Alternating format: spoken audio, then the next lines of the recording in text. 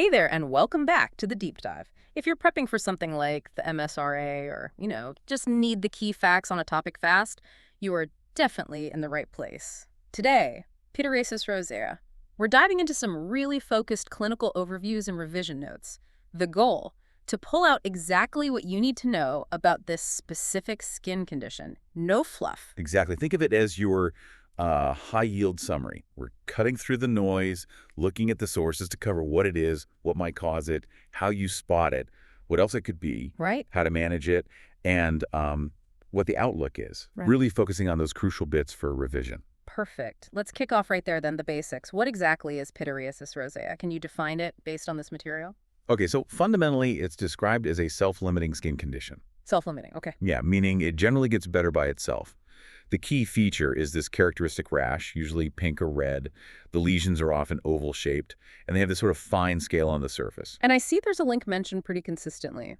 There is. It's often associated with viral infections, specifically human herpes virus 6, HHV6, and also HHV7. Those seem to be the main suspects mentioned.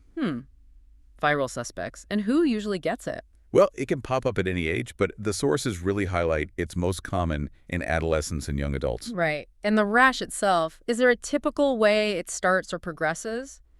Yes, and this is like a classic feature you need to know. It often begins with one single larger patch. It's called the Herald patch. Herald patch, like a little announcement? Kinda, yeah. It shows up first, then usually days or maybe up to a couple of weeks later, you get this more widespread rash, smaller oval lesions again. And where does that tend to appear? Mostly on the trunk and the limbs, often itchy, though the itchiness can vary.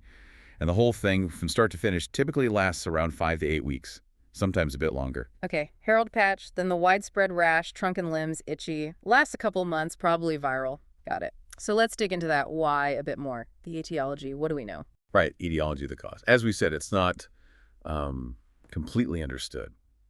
But that viral link, especially with HHV6 and HHV7, is the leading theory presented.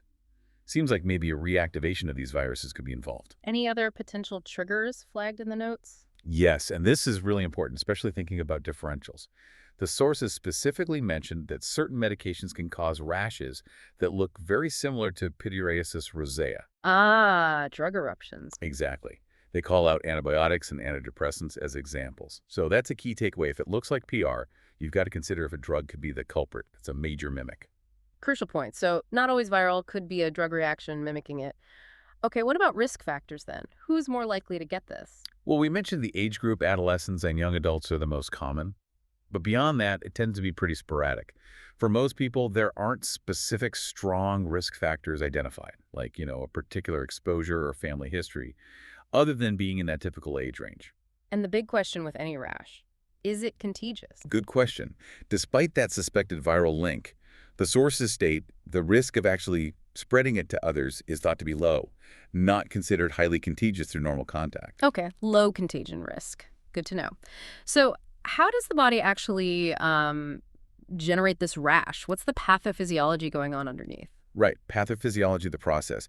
It links back to those suspected viral triggers, HHV6 and HHV7 mainly. The idea is that the infection, or maybe the virus reactivating, triggers an immune response, a specific kind of inflammatory reaction in the skin. So the immune system reacting. Pretty much, and it's that immune reaction that leads to the skin lesions, the rash we actually see.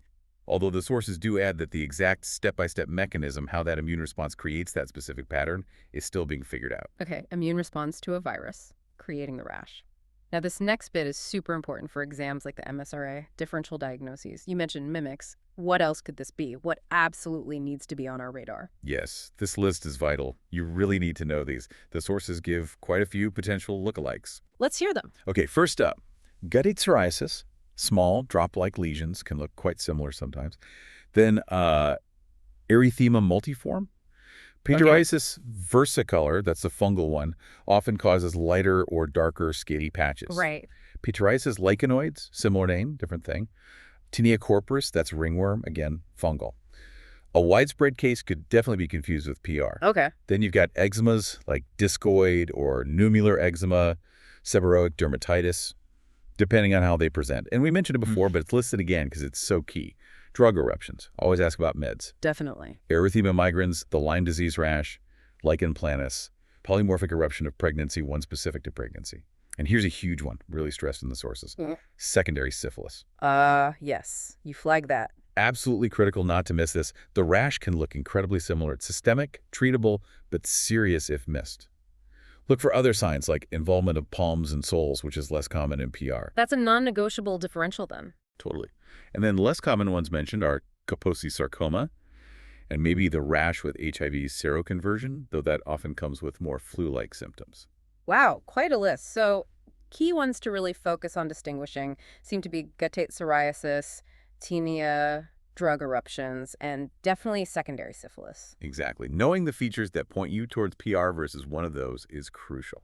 Which brings us nicely to the features. But first, quickly, how common is this? What about the epidemiology? Right, the numbers. So exact UK prevalence isn't stated as known, but globally, the annual incidence is estimated around 0.1% to 0.5%. We know it's most common in adolescents and young adults, and the sources add it seems particularly common in women in that group. Okay.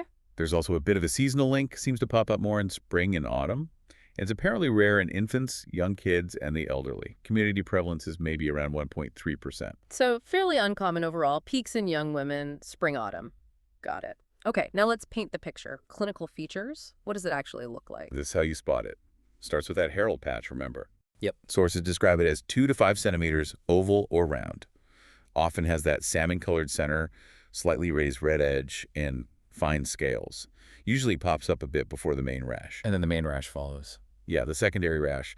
Lots of smaller oval lesions, kind of like mini versions of the Herald patch. Symmetrical, mostly on the trunk, neck, and the upper parts of the arms and legs, proximal extremities.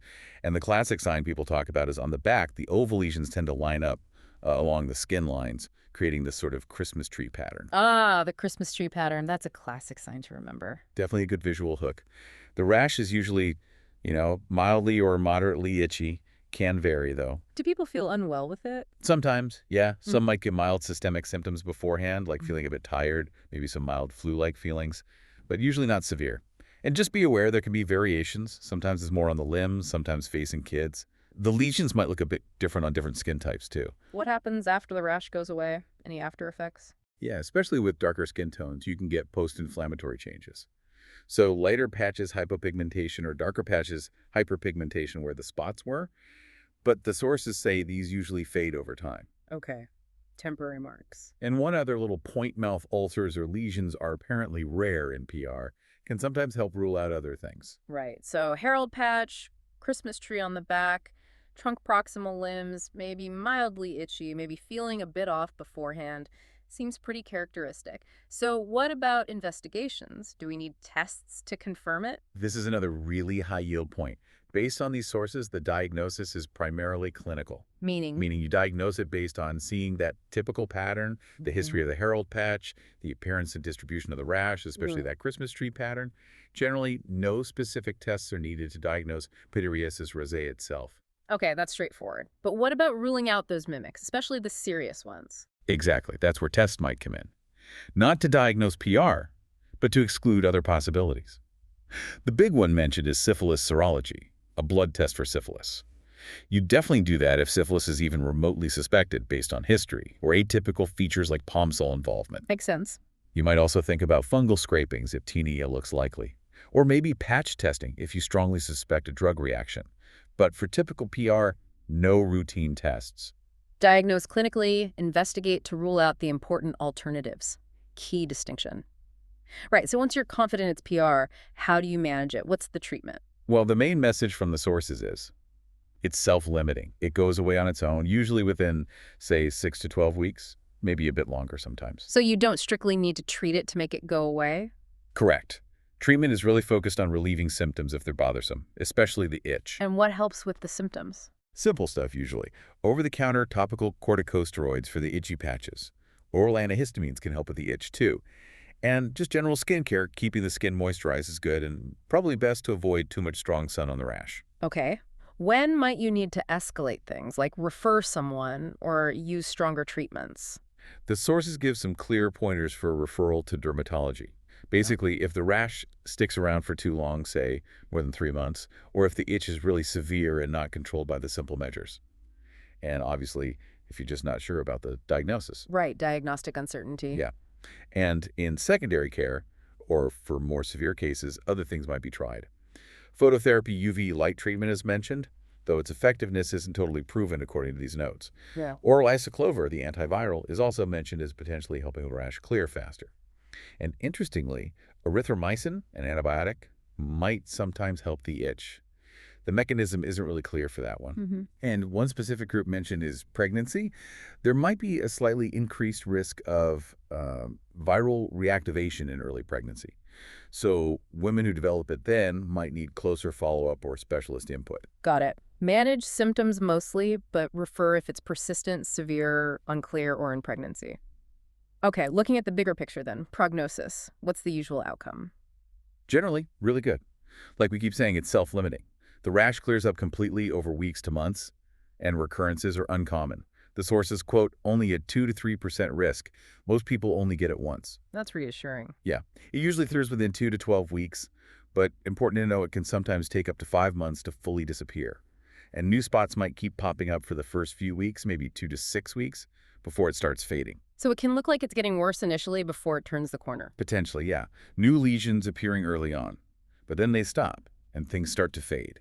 And remember, those temporary skin color changes, the lighter or darker marks, they can hang around for a few months after the rash itself is gone, but they usually fade too. Okay, good outlook, self-limiting, rare to come back, but can take a while and leave temporary marks. Any major complications to worry about?